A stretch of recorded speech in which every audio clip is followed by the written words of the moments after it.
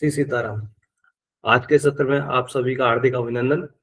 मैं पंडित श्री अनुज शर्मा जी को निवेदन करूंगा कि आज का सत्र प्रारंभ करें।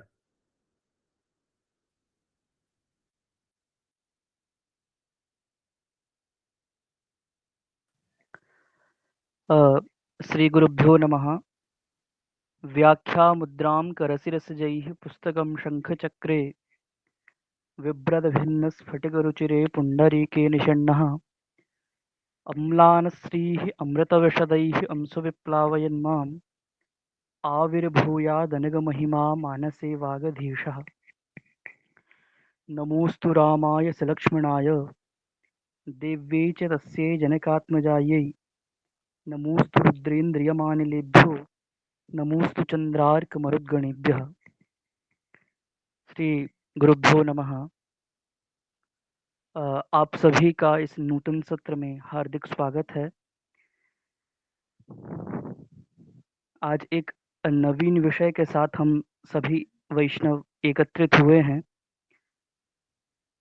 तो इस सत्र के प्रारंभ होने से पूर्व में जो इस सत्र को लेने वाले हैं श्री ध्रुव भैया, उनका परिचय मैं एक श्लोक के माध्यम से देना चाहता हूँ। तो श्लोक इस प्रकार से है। ध्रुव गुण ध्रुव धर्मे ध्रुव एष प्रतीतः वसति च सिंहपुरे सा सिंहवच्छास्त्रदक्षः तुलसीपीठदीक्षितः सर्वशास्त्रप्रवीणः जयतु ध्रुव शर्मा विप्रवर्यः सुदीनः। है ना। तो इस श्लोक के माध्यम से श्री ध्रुव भैया से निवेदन है कि आज का जो एक नवीन सत्र है उसको प्रारंभ करने का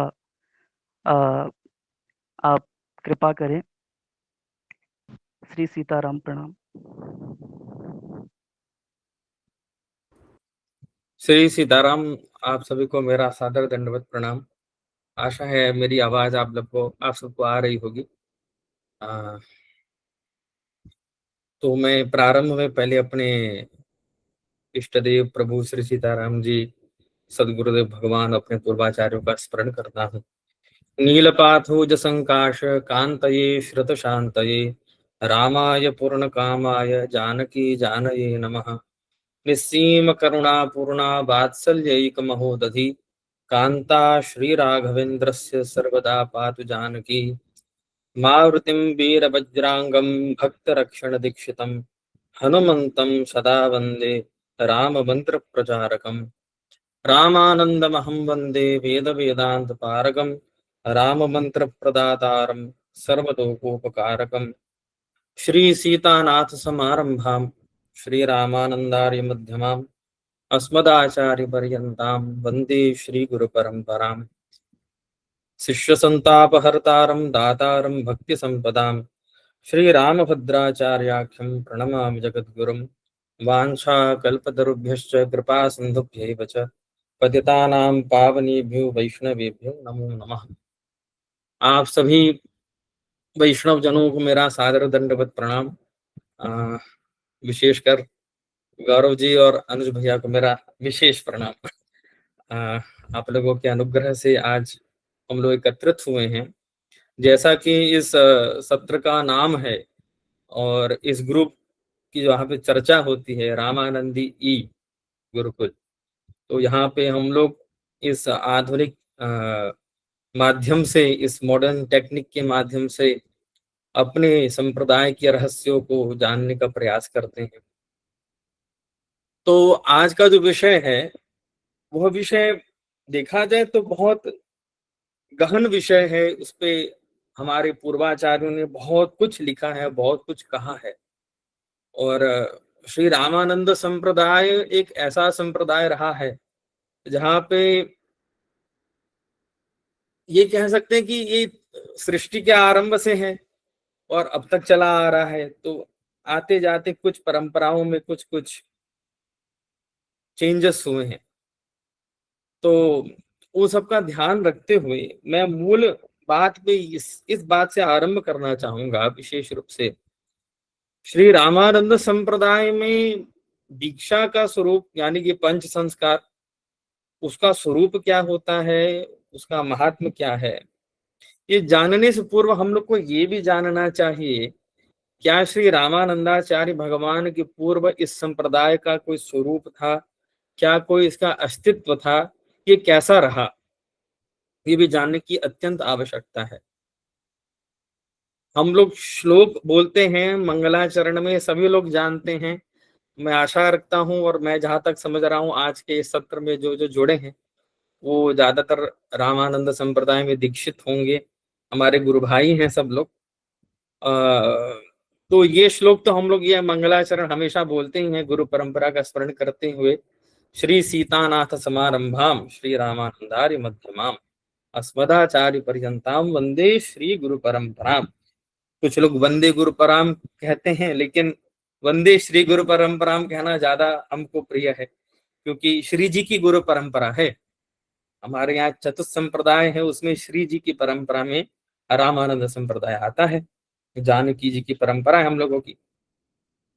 तो ये परंपरा श्री जी से प्रारंभ है।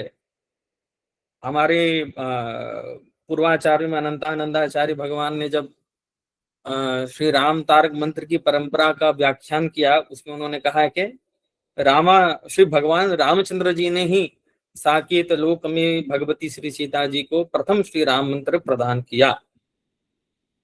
तो इससे ये हम लोगों को अपनी नित्य गुरु परंपरा के अनुसंधान से प्राप्त हो जाता है, ज्ञान हो जाता है कि हमारी परंपरा अनादि है। रामानंदाचार्य भगवान ने इसका प्रवर्तन किया, इसको पूरे भारत में, और मैं यूं कहूं उनकी दया से, उनकी कृपा से कि पूरे विश्व में आज रामानंद संप्रदाय उनके शिष्य और प्रशिष्यों के द्वारा बहुत फैला। भक्तमालकार भी कहते हैं ना कि रामानंद रघुनाथ जो द्वितीय सेतु जगत तरण कियो, औरों शिष्य प्रशिष्य एक ते एक उजागर। तो उनकी दिव्य परंपरा में अनेक संत हुए, उन्होंने पूरे विश्व में इसको उजागर किया। किंतु पूर्व में भी ये संप्रदाय रहा है। मात्र श्री रामानंद संप्रदाय के पूर्वाचार्य नहीं रहे ऐसा मैं नहीं कहूंगा। चतुर्थ संप्रदाय अनादि है, चाहे वो श्री जी से हो, चाहे श्री ब्रह्मा जी से हो, चाहे वो सनकादिक भगवान से हो, और चाहे भगवान शंकर से हो, रुद्र संप्रदाय से हो। तो हमारे संप्रदाय का मूलभूत स्वरूप कहाँ से हम लोगों को जानकारी प्राप्त होगी? अब इसमें भी गहन चिंतन हम लोगों को ये करना चाहिए कि हमारे ग्रंथों का, हमारे संप्रदाय के ग्रंथों का मूल आधार क्या है। श्रुति भगवती तो है, वेद वेदांत तो है, भगवान व्यास, भगवान वाल्मीकि के ही द्वारा रचित सभी ग्रंथों से हम लोगों को अपने सनातन धर्म के स्वरूप का ज्ञान होता है। इसी प्रकार संप्रदाय के स्वरूप का भी तो ज्ञान होना चाहिए। तो आप लोगों ने ये दो शब्द हमेशा सुने होंगे, आगम निगम। आगम और निगम यानी कि निगम यानी कि जो चार वेद हैं, ऋग यजुः साम और अथर्ववेद, और आगम, आगम की परंपरा जब हम लोग चर्चा करते हैं तो आगम में वैष्णव आगम, शाक्त आगम, शैवागम इत्यादि अनेक आगम हैं। परंतु हमारे हमारे इंटरेस्ट का विषय क्या है? वैष्णव आगम। उनमें दो आगम ही मुख्य रहे, एक पांचरात्र परंपरा और एक वैखानस की परंपरा। आज जो दक्षिण भारत में आप लोग श्री वेंकटेश भगवान का दर्शन करते हैं, वे वैखानस परंपरा के आराध्य द्वारा आराधित होते हैं। उनकी अर्चा, पूजा, सेवा सब कुछ वैखानस आगम के आधार पे होता है। और उसकी ये विशेष परंपरा रही है, जो उस वंश परंपरा में जन्म लेता है वो स्वतः उस संप्रदाय में दीक्षित होता है, वैखानस आगम की परंपरा में दीक्षित होता है। तो भाई हम लोग तो वैखानस हो नहीं सकते। यदि किसी का महत सौभाग्य, अनंत पुण्यों का, अनंत पुण्य उसके जगेंगे, तभी उस परंपरा में उसका जन्म होगा। हम लोग सबके से सब जो भी हैं, हम लोग सब पांचरात्र आगम के अनुयायी हैं। और उन पांचरात्र के आगमों में रामानंद संप्रदाय जिस आगम का विशेष रूप से अनुसरण करता है, जो हम लोगों का आधारभूत है, हम लोगों का अस्तित्व है, जिसके आधार पर होता है वह है अगस्त्य संहिता। अगस्त्य संहिता दो स्वरूप से प्राप्त होते हैं, एक पांचरात्र की विधि से और एक वैखानस की पद्धति से भी मिलता है। जो श्री जानकी जी का जानकी स्तवराज है वो भी आगम से है, वो भी अगस्त्य संहिता से है। बहुत प्रसिद्ध श्लोक है, आप लोग कनक भवन की स्तुति में सुनते हैं, वंदे विदेह तनया पद पुंडरीकम कैशोर सौरभ समाहृत योगी चित्तम। श्री जानकी स्तवराज का प्रथम श्लोक है। तो आगम के आधार पर ही हमारा स्वरूप है। आगम ही बताता है बेटा तिलक कैसा करना है, पंच संस्कारों में कौन सी मुद्राओं को तुमको धारण करना है, तुमको कौन से मंत्र की दीक्षा प्राप्त होगी, वो आगम से ही प्राप्त होता है। तो हमारे श्री रामानंद संप्रदाय का मुख्य रूप से आगम ग्रंथ अगस्त्य संहिता और उसके साथ सदाशिव संहिता, महाशिव संहिता, सनत कुमार संहिता, ऐसे करके अनेक संहिताओं का उल्लेख प्राप्त होता है।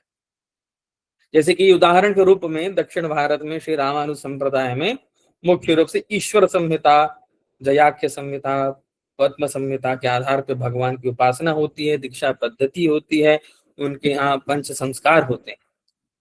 किंतु हमारे श्री रामानंद संप्रदाय में दीक्षा का स्वरूप मुख्य रूप से इन ग्रंथों के आधार पर लिया जाता है। उसमें मैंने आज अपने इस पंच संस्कार के वक्तव्य का आधार श्री सनत कुमार संहिता को रखा है। आप ये मान के चलिए आज से 80 वर्ष पूर्व मिथिला के एक संत रहे जिन्होंने जनकपुर में एक मंदिर की स्थापना की, फिर दुल्हा भगवान जी की, और वे मूल रूप से अयोध्या जी के जानकी घाट के शिष्य थे। हमारी गुरु परंपरा भी वहीं से आती है। तो उनको सब वो भाव जगत में किशोरी जी को अपने ज्येष्ठ बहन मानते थे, अग्रजा मानते थे, इसीलिए उनका नाम हुआ प्रेम निधि जी। तो प्रेम निधि जी ने संप्रदाय के ग्रंथों के संरक्षण में अद्भुत कार्य किया और उसी में उन्होंने एक ग्रंथ की रचना की। रचना क्या की, मैं ये कहूंगा संपादन किया। उसका नाम था श्री दीक्षा पद्धति। और उस श्री दीक्षा पद्धति के माध्यम से उन्होंने अनेक आगमों से, जिसमें विशेष रूप से अगस्त्य संहिता, सनत कुमार संहिता, सदाशिव संहिता आदि के आधार पर एक दीक्षा का स्वरूप जो हमारे संप्रदाय में आना चाहिए उसका विवेचन किया। उसमें उन्होंने उसके वो आगमों का आधार तो माना, पर उसके साथ साथ संप्रदाय के स्वरूप के अनुरूप जो हमारे पूर्वाचार्य, जिसमें आद्य जगत गुरु रामानंदाचार्य भगवान का जो अनुपम ग्रंथ है, जो हम लोगों की संहिता है, जिसके आधार पर यू कैन से दैट सब संविधान, वैष्णवों का संविधान, वो है श्री वैष्णव मताब्ज भास्कर। श्री वैष्णव मताब्ज भास्कर भी उसमें उद्धृत किया। उन्होंने अग्रदेवाचार्य जी, श्री तुलसीदास जी महाराज, इन सभी आचार्यों के ग्रंथों के आधार पर उसकी रचना की और उसी के आधार पे ही हम लोगों की दीक्षा का स्वरूप का ज्ञान हम लोगों को ज्ञान हो भी सकता है। क्योंकि देखा जाए अभी तो संप्रदाय में ये एक जटिल विषय है, इस पे मैं ज्यादा बोलना नहीं चाहूंगा क्योंकि फिर ये साधु गृहस्थों की चर्चा हो जाएगी। किंतु पंच संस्कार की जहां पे चर्चा आती है, वो पांचों संस्कार चाहे वो गृहस्थ हो अथवा विरक्त हो, दोनों के लिए समान रूप से है। कभी भी इस भ्रम में हम लोगों को नहीं रहना चाहिए कि पंच संस्कार विरक्तों की दीक्षा होती है, ऐसा कभी नहीं हो सकता है। क्योंकि जगत गुरु रामानंदाचार्य भगवान का वैष्णव मताब्ज भास्कर में डिमडिम घोष है कि ये पांचों संस्कार से जो सुसंस्कृत वैष्णव है वो सभी के द्वारा पूज्य होता है। और उसमें उन्होंने वर्णाश्रम का भेद नहीं रखा, यानी कि 4 वर्ण और 4 आश्रमों का भेद नहीं रखा।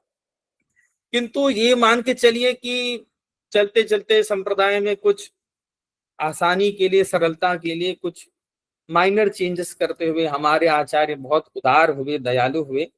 उन्होंने वो 5 संस्कार को समेट के कहीं कहीं पे 2 कर दिया, कहीं पे 1 कर दिया, और कहीं पे योग का बाहुल्य रहा तो उन्होंने केवल 1 किया, केवल मंत्र संस्कार कर दिया। तो ये तो संप्रदाय का स्वरूप है, किस प्रकार से इस संप्रदाय में 5 संस्कार होते आ रहे हैं, ये कोई नई बात नहीं है। तो पहले हम लोगों को ये समझना चाहिए श्री रामानंद संप्रदाय में 5 संस्कार क्या हैं और वो 5 संस्कारों की आवश्यकता क्या है। तो सबसे पहले हम लोग चलते हैं वेदों में।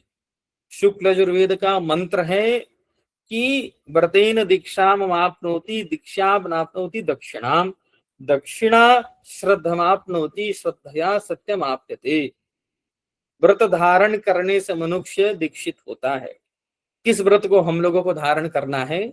वो है भगवान को प्रसन्न करने का, भगवान की तोषण का व्रत धारण करना है। वो उस व्रत को धारण करने के लिए मनुष्य को दीक्षा लेनी है। स्वयं वेद भगवान कह रहे हैं कि बिना दीक्षा के कोई नहीं तरेगा। गोस्वामी जी भी तो यही कहते हैं कि भगवान शंकर के समान कोई ना हो जाए, चाहे ब्रह्मा जी क्यों ना हो जाए, वो गुरु के बिना नहीं चल सकता है। भवनिधि गुरु बिनु तरहि न कोई, जो बिरंच शंकर सम होई। तो जब इसलिए हमारे यहाँ प्राचीन काल से देखा जाए, ये कि कोई नई बात नहीं है।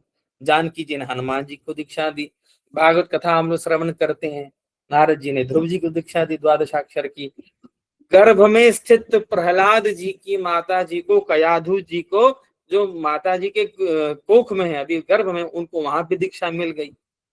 नारद, जो हमारे मलुकपीठ महाराज जी हमेशा कहते हैं कि नारद जी के 4-5 शिष्य बहुत प्रसिद्ध हुए, उसमें चंद्रहास जी हुए, उनको भी बाल्यकाल में नारद जी ने दीक्षा दी। तो इस प्रकार से दीक्षा की परंपरा कोई नई नहीं है, ये कोई कान फूकने की कोई परंपरा नहीं, ये अनादिकाल से चलता आ रहा है। हमारे यहाँ ये एक दीक्षा का स्वरूप है, दिव्य ज्ञान को प्रदान करना। और उस दीक्षा से क्या प्राप्त होगा? वेद कहते हैं श्रद्धया सत्यमाप्यते। उस से साधक के भीतर ब्रह्म ज्ञान स्वरूप, सत्य स्वरूप परमात्मा श्री सीताराम जी प्रकाशित होते हैं। और एक और दीक्षा की आवश्यकता के विषय में कहें, जो हम लोग अपने आप को वस्तुतः क्या करना चाहते हैं, सेल्फ रियलाइजेशन आज एक बहुत फेमस टॉपिक बन चुका है हर जगह। रियलाइज हु आर यू, अपने आप को जानिए आप कौन हैं। वो भी बिना दीक्षा के संभव नहीं, क्योंकि इन्हीं 5 संस्कारों में ही वह दीक्षा का जब स्वरूप, जब जीव के भीतर शरीर के माध्यम से, शरीर एक माध्यम है, उसके माध्यम से जब जीवात्मा अपने स्वरूप को जानता है, तभी उसको वो धारण कर पाएगा। तो इसलिए भी दीक्षा की आवश्यकता होती है। और उस दीक्षा से वह मुख्य रूप से भगवान का कैंकर्य कर सकता है, सेवा कर सकता है, पूजा कर सकता है, अर्चा कर सकता है, जो कि ultimate goal of the life है। चाहे वो यहाँ पर है या फिर इस शरीर को पूरा करके भगवत धाम जाने के बाद हो, हम लोगों को अंत तो गत्वा वही प्राप्त करनी है, भगवान की सेवा। इसीलिए हारित स्मृति में कहते हैं, ना दीक्षितः प्रकुर्वेत विष्णु आराधन क्रियाम। बिना दीक्षा के हम लोगों को भगवान के धाम के बाद में जाने के बाद में कीजिएगा, वर्तमान में भगवान की सेवा पूजा का भी अधिकार नहीं है। अभी हम लोग जो कर भी लेते हैं, जो बिना दीक्षा के करते हैं, वो आप ये कह के चलिए कि वो प्राइमरी स्कूल की या केजी की पढ़ाई कर रहे हैं, हम लोग एक प्रैक्टिस कर रहे हैं। जब तक एक सद्गुरु के द्वारा, जो कि संप्रदाय पुरस्सर हो, संप्रदाय के अनुगत नहीं है, तब तक वो हम लोगों की कोई भी क्रिया मान्य नहीं होती है। भगवान शंकर पद्म पुराण में भगवती पार्वती को कहते हैं कि तुमको दीक्षा लेनी चाहिए, और वो फिर भगवती पार्वती को, ये लोक शिक्षा के लिए मैं कहूंगा, साक्षात भगवान है और माता पार्वती भगवती हैं, फिर भी उन्होंने लोक लीला का अनुकरण करते हुए भगवती पार्वती को महर्षि वामदेव से दीक्षा दिलवाई। और इतना ही नहीं, भगवान शंकर ने दीक्षा दिलवाई, और उस दीक्षा का स्वरूप ये हुआ कि भगवती पार्वती ने भगवान नारायण की सेवा की, और वो विष्णु सहस्रनाम का पारायण करती हैं। उसी में राम रामेति रामेति रमे रामे मनोरमे इत्यादि जो प्रकरण आते हैं, वो उसी में का ही प्रकरण है। पद्म पुराण में इसका बहुत विशद वर्णन है। तो दीक्षा के लिए तो साक्षात भगवान और भगवती पार्वती भी ललायत रहते हैं, वो भी भगवान की सेवा के लिए ही करते हैं सब कुछ। तो अब दीक्षा तो हम लोगों को पता है कि दीक्षा लेनी है, और दीक्षा प्राप्त करनी है, पर वो दीक्षा का स्वरूप क्या है? वो दीक्षा का स्वरूप है पंच संस्कार। और वे पंच संस्कार क्या है? इसके लिए हम लोग चलते हैं विष्णु तिलक संहिता। विष्णु तिलक संहिता में एक बहुत प्रसिद्ध श्लोक है जो सभी पंच संस्कार प्रदाता गुरु और आचार्य इसको अवश्य बताते हैं। तापः पुण्ड्रस्तथा नाम मंत्रो यागश्च पंचम पंच संस्कार दीक्षेव देवदेव प्रियाव्रत तापम पुण्ड्रस्तथा नाम मंत्रो माला तथैव च अमी हि पंच संस्कारा पारमेकंत्य हेतवः। एकांतिक वैष्णवों के लिए ये 5 संस्कार होने अत्यंत आवश्यक हैं। वो 5 संस्कार क्या हैं? वो है ताप, पुण्ड्र, नाम, मंत्र, याग और कहीं कहीं पे याग की जगह पे माला यानी कि कंठी धारण। यहां तक कि ये कहा गया कि अब आप पंच संस्कार स्वीकार करेंगे तो जो आपको दे रहे हैं वो भी पंच संस्कार में सुसंस्कृत होने चाहिए। तो उसके लिए भी यही कहा गया कि महाभागवतम तत्र आचार्य संश्रयेत सुधि ही अर्थ पंचक तत्वज्ञाः पंच संस्कार संस्कृताः आकार त्रय संपन्नास्ते वै भागवतोत्तमाः। गुरु कैसा होना चाहिए? जो आपको आश्रय प्रदान करे, वो अर्थ पंचक का ज्ञाता होना चाहिए, वो पंच संस्कार से सुसंस्कृत होना चाहिए और आकार त्रय से संपन्न होना चाहिए। अब जब गुरु जी ही पंच संस्कार में नहीं दीक्षित होंगे तो चेला को क्या देंगे? यही बात हो जाती है ना। तो इसीलिए पंच संस्कार अत्यंत आवश्यक है। अब हम लोग अगर ये प्रश्न करें कि ये पंच संस्कार हमारे यहाँ कब से प्रारंभ होता है, तो विशेष रूप से इसके लिए आधार लेते हैं वाल्मीकि संहिता का। वाल्मीकि संहिता जिसमें मैंने पूर्व में कहा पांचरात्र संहिताओं की अत्यंत आवश्यकता रही, हमारे यहाँ वही आधार रहा है। तो वहां पर वाल्मीकि संहिता और सदाशिव संहिता दोनों में ये वचन आते हैं, सीतांकितो धनुर्बाणात् प्रथमं च महाशिवः सीतया चांकित पश्चात हनुमांश हरिप्रियः। भगवती श्री सीता जी ने नित्य साकेत में पंच संस्कार पूर्वक भगवान महाशिव और उन्हीं के ही अभिन्न साकेत में जो विराजमान हनुमान जी हैं उनको भी पंच संस्कार पूर्वक दीक्षा दी थी। इतना ही नहीं, महाशंभु संहिता में ये भी कहा गया है, हनुमत शिष्यताम प्राप्तो महाराजो विभीषणः रामायुधाभ्याम तप्ताभ्याम अंकितश्च समुद्रया।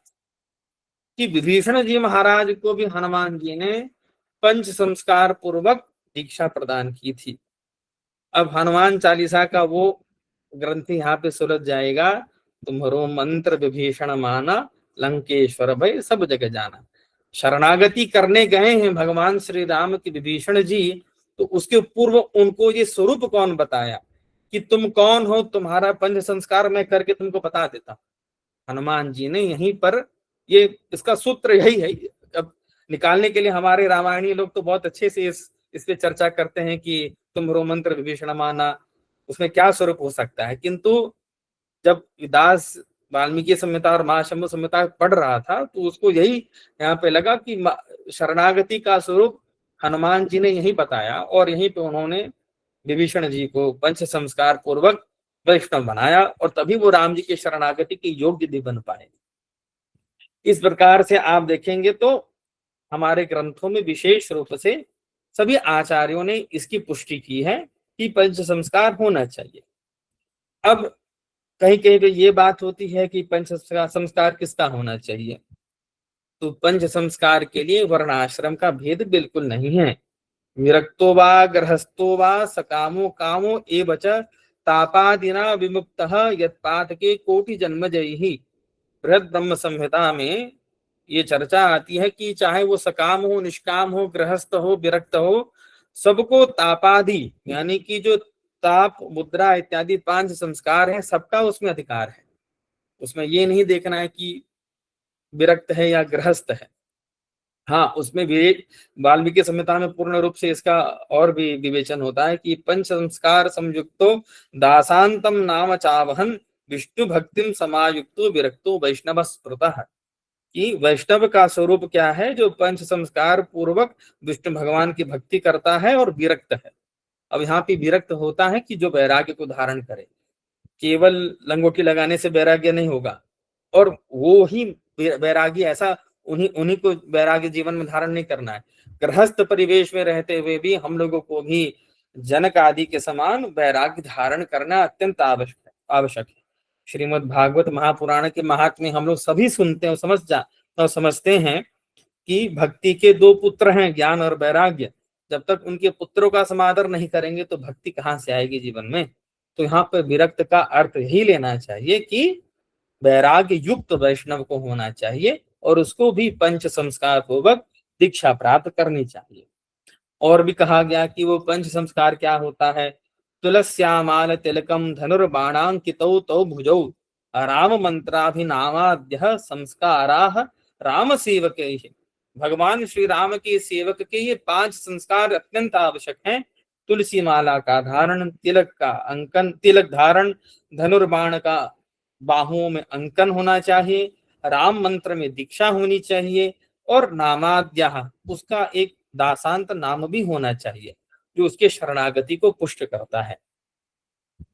ये सब कहते हुए हम लोगों को यह भी समझना चाहिए कि ये तो हमारे आगम ग्रंथों में इसका विवेचन किया गया, यानी कि श्रुति स्मृति से तो ये अनुमोदित है, किंतु कभी कभी श्रुति स्मृति में जो वाक्य प्राप्त होते हैं वो बहुत जटिल होते हैं, हम लोग नहीं समझ पाते हैं। हम लोग क्या करें, तो हम लोग अपने पूर्वाचार्यों के चरण चिन्हों का स्मरण करके उन्होंने जो हम लोगों को बताया समझाया उसी के आधार पर चलते हैं। तो हमारे पूर्वाचार्यों में आद्य जगत गुरु रामानंदाचार्य भगवान ने वैष्णव मताब्ज भास्कर में बहुत स्पष्ट रूप से कहा है, तप्तेन मूले भुजयो समंकरम शरणेन चापेन तथोर्ध पुंड्रकम श्रुति श्रुतम नाम च मंत्र मालिकी संस्कार भेदाः परमार्थ हेतवे। ये वह प्रकरण है जब सुरसुरानंद जी को जगत गुरु रामानंदाचार्य भगवान वैष्णव के मोक्ष का, मुमुक्षु के मोक्ष मुक्ति का अधिकारी कौन होता है उसका विवेचन करते हैं।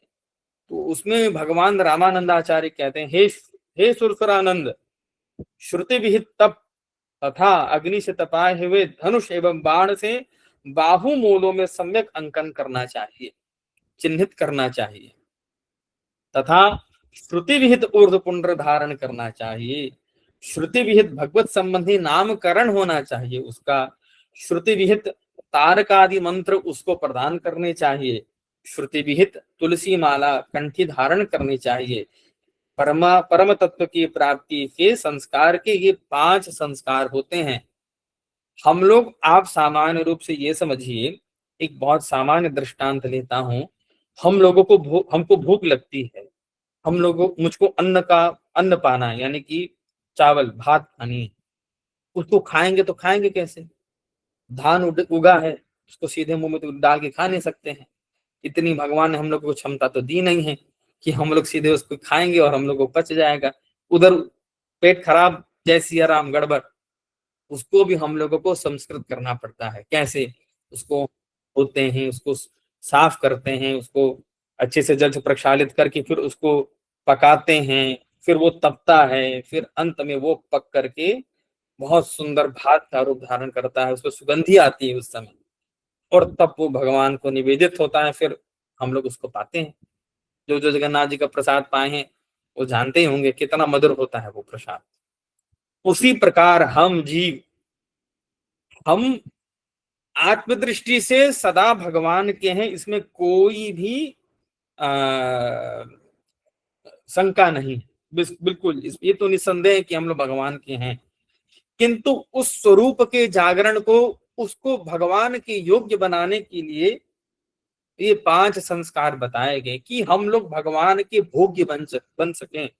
जो आकार त्रय में जो अनन्य भोग्यत्व है उसका ये प्रतिपादन करता है, ये 5 संस्कार की। जब जीव ये 5 संस्कार को धारण करके तदनुरूप अपने जीवन को बना लेता है तो वह भगवान के द्वारा भोग्य हो जाता है, वो भगवान के योग्य हो जाता है, भगवान उसको स्वीकार कर पाते हैं। तो ये सामान्य रूप से एक दृष्टांत मैंने दिया और भगवान रामानंदाचार्य जी ने भी ये 5 संस्कारों को बताया है। अब 5 संस्कारों में भगवान रामानंदाचार्य जी इसकी चर्चा तो करते हैं, किंतु एक बार चर्चा करने से शायद उनका मन नहीं भरता। भगवान रामानंदाचार्य जी पुनः इसी बात को वैष्णव का नित्य जीवनचर्या कैसे होना चाहिए, उसमें भी वैष्णव का स्वरूप कैसा होना चाहिए, पहले तो मुमुक्षु प्रकरण में 5 संस्कारों की चर्चा करते हैं, फिर बाद में वैष्णव का जीवन, वैष्णव का स्वरूप क्या होता है, वहां पर भी इसकी चर्चा करते हैं। और वहां पर कहते हैं चापादि पंचांग युधांग चिन्हितांग समीक्ष हृष्टश्च हरिप्रियानसो तथा विधान भक्ति परह समर्चित सुवैष्णवान जन्म फलाल संस्तुवन। चापादि जो 5 आयुधों से अंकित अंग वाले वैष्णव भगवान की भक्ति में तत्पर, उनके भक्तों को देखकर प्रसन्न हो, अपने जन्मार्जित फल की प्रशंसा करते हुए उनकी इस प्रकार से विधान पूर्वक पूजा करें। कैसे वैष्णवों की पूजा करें? जो पंच संस्कार से सुसंस्कृत हो, उनकी पूजा करें। जो चापादि से संयुक्त हो, भगवान के 5 आयुध हैं उनको धारण किए हों। इसमें अब ये भी बात उठती है कि भगवान के आयुधों में तो बहुत सारे आयुध हैं, शंख चक्र गदा पद्म भी हैं, भगवान यानी कि धनुष बाण भी धारण करते हैं। तो शंख चक्र धारण की चर्चा तो आप अनेक ग्रंथों में पाएंगे और लगभग सभी संप्रदायों में यही स्वरूप है। आप देखेंगे चाहे वो रामानुज संप्रदाय हो, निम्बार्क संप्रदाय हो, मध्व संप्रदाय हो, इनमें शंख चक्र के अंकन की चर्चा आती है। रामानंद संप्रदाय में भी कहीं कहीं पे शंख चक्र प्रदान किया जाता है। किंतु भगवान रामानंदाचार्य जी ने अपने ग्रंथ में वैष्णव मताब्ज भास्कर में मुख्य रूप से भगवान के निज आयुध, जो उनके कर कमल में एकदम कहते हैं ना गलबहिया डाल के रखते हैं भगवान श्री राम, धनुष और बाण सदा उनके साथ विराजमान रहते हैं, ऐसे धनुष बाण के अंकन की बात कही है। ऐसा क्यों है? क्योंकि रामानंदाचार्य भगवान ने, यद्यपि रामानंद संप्रदाय अत्यंत उदार है और यहाँ पे रामकृष्ण नारायण में भेद नहीं है, तथापि भगवान श्री राम को मुख्य रूप से मान करके भगवान श्री राम की उपासना का प्रतिपादन करते हुए भगवान रामानंदाचार्य जी ने भगवान श्री राम के द्विभुज स्वरूप का ध्यान बताया है। द्विभुजस्येव रामस्य सर्वशक्ति प्रियोत्तम ध्यानमेव विधातव्यम सदा राम परायणैः। यहाँ पे वैष्णव मताब्ज भास्कर में भगवान रामानंदाचार्य जी ने द्विभुज श्री रामचंद्र जी का ध्यान बतलाया है और उसी का प्रतिपादन करते हुए हमारे पुराण आदि ग्रंथों में ये भी कहा गया, ममावतार चिन्हानि दृश्यन्त यस्य विग्रहे मर्त्यो मर्त्यो न विज्ञेयः सनुनम माम की तनु। आप उन सबको मेरा ही स्वरूप मानिए। भगवान कह रहे हैं कि आप उस मर्त्य, उस मृत्यु लोक के जीव को मृत्यु लोक का जीव ना मानिए, उसको मेरा भक्त मानिए, उसको मेरा ही स्वरूप, मेरा शरीर मानिए। किसको? ममावतार चिन्हानि, मेरे अवतार की चिन्हों को जिसने अपने शरीर पर धारण कर रखा है। पापम सुकृतम रूपम तु जायते तस्य देहिनः ममायुधानि दृश्यन्ते लिखितानि कलो युगे। इस कलयुग में जो मेरे आयुधों को धारण करके विचरण करते हैं, उनको तुम मेरा ही स्वरूप जानो, उनके शरीर को तुम मर्त्य यानी कि मृत्यु लोक का शरीर ना जानो, वो मेरा ही स्वरूप है। तो इससे ये भी पता चलता है कि भगवान के धनुष बाण के अंकन का विधान विशेष रूप से रामानंद संप्रदाय में प्राप्त होता है। यहाँ तक कि अग्रदेवाचार्य जी के द्वारा रचित संस्कृत अष्टयाम का जब दास ने अध्ययन किया था, तो उस समय भी उसके अंत में जब अग्रदेवाचार्य जी बतलाते हैं कि कौन मेरे इस अष्टयाम को ग्रहण करने का अधिकारी है, कौन श्री सीताराम जी के इस इतने रहस्य केलीमय प्रसंगों को पढ़ने का अधिकारी है, अपने अष्टयाम भावना का अधिकारी है, तो वो कहते हैं कि भगवान की पंचा आयुध को जो धारण करते हैं वो इसके अधिकारी है। तो उसमें भी उन्होंने कहा है कि सर्वोपरि जो भगवान श्री सीताराम जी का अत्यंत प्रिय आयुध है वह है धनुष बाण, उसको धारण करने की चर्चा अग्रदेवाचार्य जी भी कहते हैं। और चलिए गोस्वामी जी के पास चलते हैं। गोस्वामी तुलसीदास जी भी मनुष्य रूपा प्रसंग में भगवान के उस स्वरूप की चर्चा करते हैं जो धनुष बाण सहित प्रकट होकर के जानकी जी के साथ मनुष्य रूपा को दर्शन देते हैं। उनके समक्ष भगवान अनेक रूप में पूर्व में आए थे, ब्रह्मा विष्णु महेश के रूप में, किंतु कहते हैं ना, अब हमको लड्डू पसंद है तो हमको लड्डू पसंद है। अब हम जलेबी में भी वही शुगर है और रसमलाई में भी वही चीनी है। मुख्य रूप से मिठाई तो सब कुछ है, मिष्ठान तो सब कुछ है, किंतु एक रुचि होती है ना जीव की, तो उसी रुचि का ध्यान रखते हुए भगवान के उस द्विभुज रघुनाथ जी के स्वरूप का, सीताराम जी के स्वरूप का ही विशेष रूप से इस संप्रदाय में जगत गुरु रामानंदाचार्य जी ने प्रतिपादन किया और उनके आयुधों और उनके चिन्हों को धारण करने का विधान बतलाया। और जैसे मैंने पूर्व में कहा था, अगस्त्य संहिता का मूल आधार इस संप्रदाय को प्राप्त है। उसमें एक राम भक्त के लिए, एक रामोपासक के लिए भी 5 संस्कार के स्वरूप में यही बतलाया गया। नांकितो चाप बाणाभ्याम न मंत्रोस्ति षडक्षरः न नाम राम संबंधी न रामोपासको भवेत्। वो राम जी का उपासक हो ही नहीं पाएगा बेचारा। कौन? जो चाप और बाण से अंकित ना हो, जो षडक्षर युगल मंत्र से दीक्षित ना हो, जो भगवान श्री राम का संबंधी नाम ना प्राप्त किया हो, वो राम जी का उपासक कैसे बन पाएगा? अब आज का जो युग है उसमें तो भाई फिलोसफिकल बातें ज्यादा होती हैं। तो ये होता है कि भाई ये बाहर के चिन्हों को धारण करने से, बस अपने आप को आग से दगवा लेने से, तिलक धारण करने से, ये लकड़ी की माला पहनने से थोड़ी ना भगवान मिल जाएंगे। मन साफ होना चाहिए, दिल साफ होगा तो भगवान हमको हमारे सामने अभी के अभी प्रकट हो जाएंगे।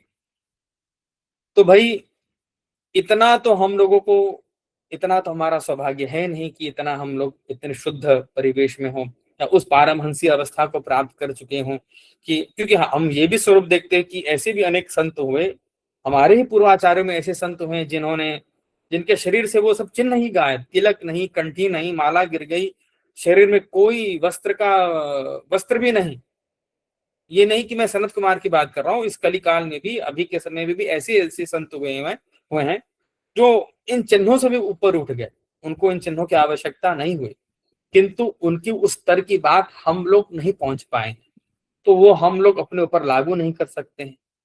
आज यदि हम आज हमारी आंखों में दोष है, किसी को देख करके क्या हम शुद्ध दृष्टि रख पाते हैं?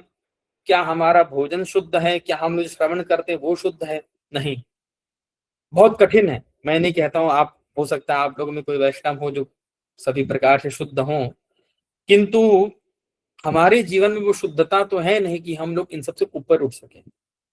और दूसरी बात ये, शुद्धता को तो हटाइए, एक बात ये है, जिनसे हम प्रेम करते हैं, जो हमारे आराध्य हैं, यदि हम उन्हीं के अनुसार नहीं चल पाए, उनकी आज्ञा का पालन ही नहीं कर पाए, तो हम काहे के वैष्णव?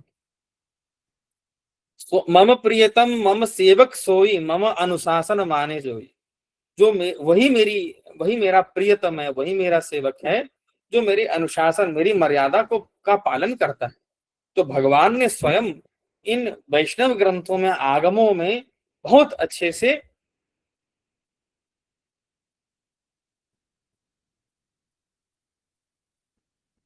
जी इस पे चर्चा करेंगे, जिन्होंने एक प्रश्न डाला है जी।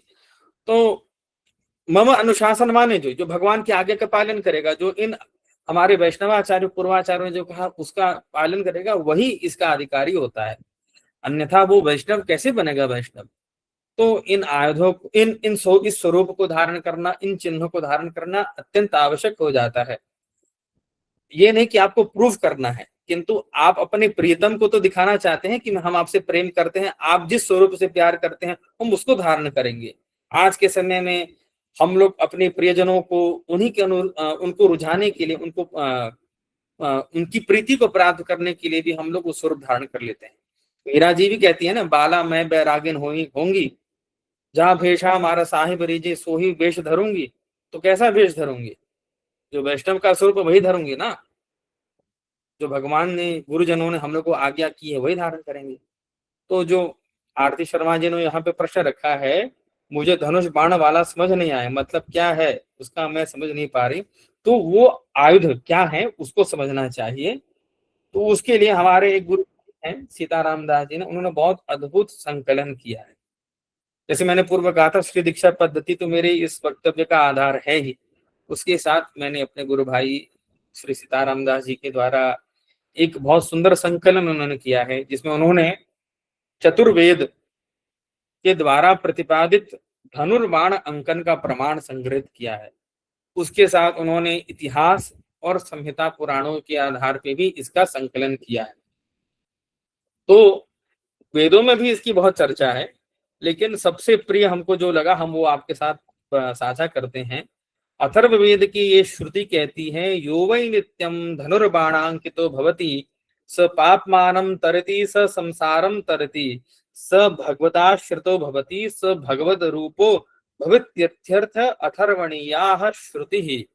अथर्ववेद कहते हैं, भगवती श्रुति साक्षात कहती है, जो मनुष्य नित्य धनुर्बाण से अंकित रहता है वह सभी पापों से तर जाता है, वो संसार से तर जाता है, वो भगवान के आश्रित हो जाता है, वो साक्षात भगवत रूप अर्थात भगवान का परिकर हो जाता है। ऐसी अथर्व श्रुति का प्रमाण है।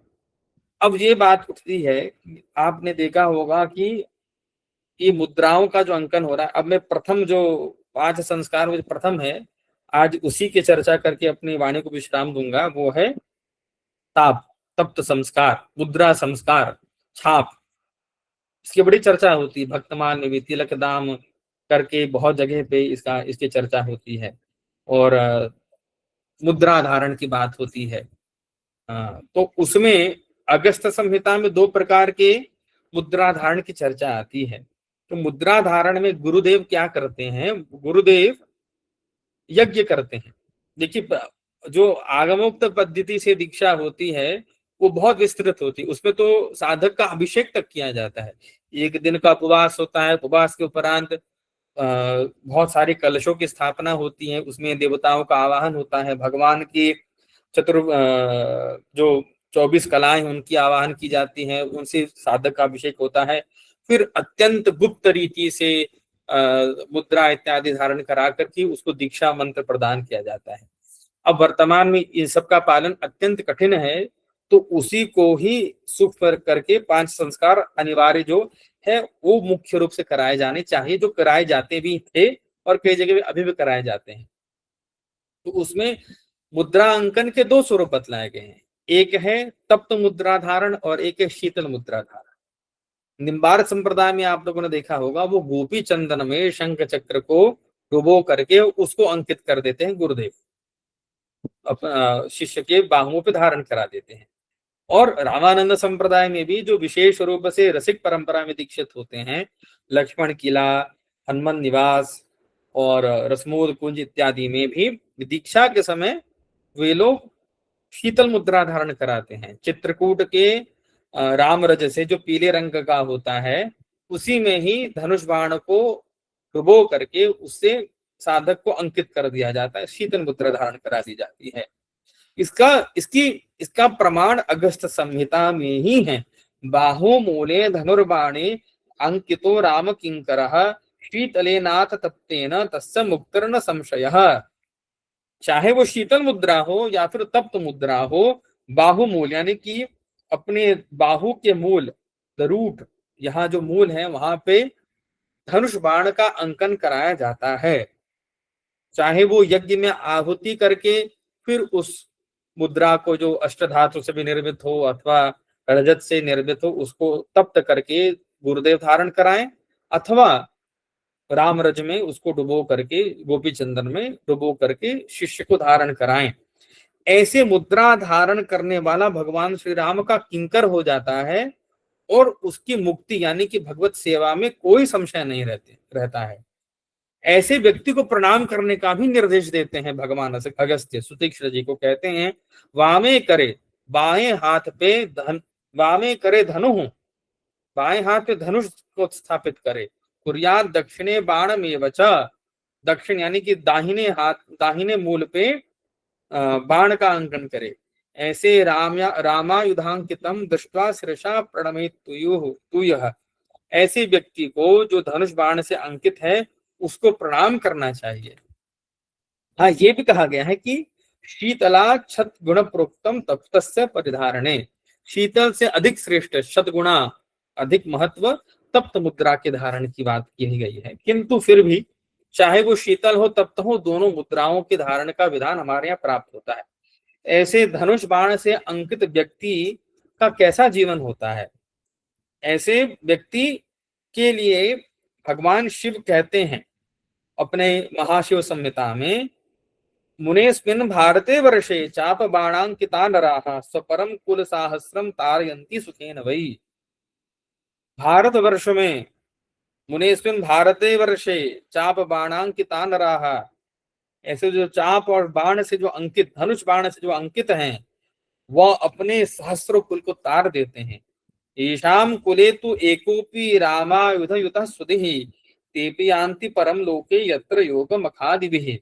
योग इत्यादि मख इत्यादि इत्यादि से जो जिस लोक को प्राप्त करते हैं, वह धनुष बाण के अंकन मात्र से, धनुष बाण की मुद्रा धारण मात्र से जीव उस गति को प्राप्त कर लेता है। यस्य श्राद्धे च होमे च होतारो धनुषांकिताः तस्यस्ते पितृदेवाश्च सुधाम प्राश्नन्ति मोदिताः। देवता पितृगण उसके द्वारा ये दिए गए हव्य कव्य से अत्यंत प्रसन्न होते हैं। किसके? जो धनुष और बाण से अंकित होता है। अब ये नहीं, अब आप लोग ये भी समझ लीजिए, ये नहीं कि अब हम लोग प्रसन्नता में गए, हमारा तो धनुष बाण का अंकन नहीं हुआ, चलिए मार्केट से जाते हैं, धनुष बाण मिल जाएगा, उसको ला करके चंदन में डुबो करके लगा दे। ऐसा नहीं, गुरुदेव से आज्ञा प्राप्त करके, गुरुदेव के द्वारा ही इस पंच संस्कार को संपादित किया भी जाता है, उन्हीं के द्वारा ही इस अंकन को प्राप्त करके ही हम इसके अधिकारी बन सकते हैं। हमारे यहाँ स्वयं धारण करने की कोई परंपरा नहीं, और स्वयं पुस्तक पढ़ करके ज्ञानी बनने की परंपरा नहीं है। पुस्तक पढ़ करके जो मंत्र लेता है वो उसका भी कोई महत्व नहीं। ऐसे वो एक परंपरा से प्राप्त होना चाहिए, गुरुदेव भगवान के द्वारा ही प्राप्त होना चाहिए। तो इस प्रकार क्यों प्राचीन काल में भी हनुमान जी ने ब्रह्मा जी को इसी प्रकार दीक्षा दी थी। और इसमें तो मैंने भी पूर्व बताया था, विभीषण जी को भी दीक्षा दी, जानकी जी ने हनुमान जी को दीक्षा दी, जानकी जी ने शंकर भगवान को, हनुमान जी इत्यादि परिकरों को दीक्षा दी है इस प्रकार से। और अनेक अनेक हमारे पूर्वाचार्यों ने, सबने इसको गुरुदेव के द्वारा प्राप्त की है। इसमें आप देखेंगे सदाशिव संहिता में ये भी कहा गया है कि नारदश्चाह वाल्मीकिं वाल्मीकिश्च कुशीलवौ हनुमांसस्तु अगस्त्याय अगस्त्यस्य सुतीक्ष्णकं सुतीक्ष्णेन महाभागा चांकितो बभूव मुने। बहुत सारी ऋषियों को धनुष बाण अंकन पूर्वक षडाक्षर मंत्र की दीक्षा दी थी सुतीक्ष्ण जी ने, और उन्होंने अपने गुरुदेव अगस्त्य जी से प्राप्त की, अगस्त्य जी ने हनुमान जी से प्राप्त की है। और इसी प्रकार से अनेक परंपराएं हैं जहाँ पे इसको धारण करने का विधान पूर्वाचार्यों ने भी, ऋषियों ने भी इसको धारण किया है। और वही विहित है कि गुरुदेव के द्वारा ही इसको प्राप्त करना चाहिए। इस प्रकार पंच संस्कार में सबसे प्रथम मुद्रा संस्कार, तप्त मुद्रा हो अथवा शीतल मुद्रा हो, इसको धारण करने का विधान हमारे पूर्वाचार्यों ने किया है, हमारे ऋषियों ने अपने आगम ग्रंथों में किया है। और मैं भूल ना जाऊं इसलिए मैं कह दूं कि इसका विधान तो साक्षात वेदों ने भी किया है। इसमें एक बहुत प्रसिद्ध मंत्र हम बहुत पहले, आप लोग शायद जानते होंगे, राम किंकराचार्य जी, इनका एक और नाम शायद और ज्यादा प्रसिद्ध है, आचार्य जयकांत शर्मा जी गुरु जी। उनकी एक कथा में हम सुने थे कि अतप्त तनु भगवान की सेवा का अधिकारी नहीं होता है। आज आप भी आज जा करके मठ मंदिरों में देखेंगे तो यदि व्यक्ति को मुद्रा संस्कार नहीं मिला है तो वो भगवान के मंदिर में सेवा नहीं कर सकता है, रसोई में सेवा नहीं कर सकता इत्यादि का बड़ा वो विधान रखते हैं। जो वैष्णवों का टकसार होता है उसमें बहुत ध्यान से देखा जाता है कि इसका मुद्रा संस्कार हुआ है कि नहीं। कहीं की तो बस केवल तप्त मुद्राधारी ही वो सेवा कर सकता है, यहाँ तक विधान मिलता है। और इसमें बहुत बड़ा प्रमाण यही मिलता है कि अतप्त तनु की चर्चा करते हुए पूर्वाचार्यों में ने इसकी बड़ी विशेष महिमा बतलाई है कि अतप्त तनु भगवान की सेवा में ही वही जा सकता है जो तप्त तनु है।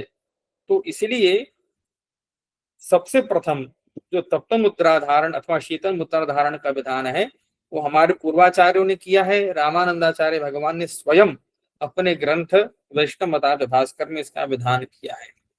अब एक प्रश्न है किस धातु की मुद्रा होनी चाहिए, तो इसमें मैंने पूर्व में कहा अष्ट धातु की भी होती है, कहीं कहीं पे रजत की भी मुद्रा प्राप्त होती है।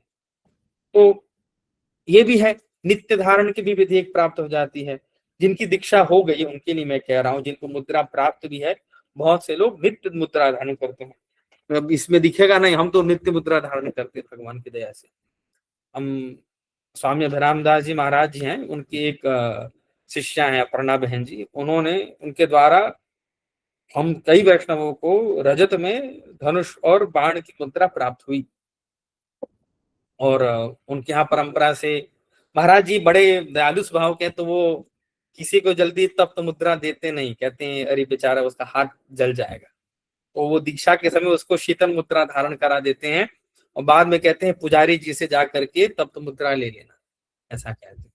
तो ऐसी भी परंपरा होती है। गुरुजनों का अनुमोदन प्राप्त होना सबसे आवश्यक है कि आप मुद्रा धारण करें।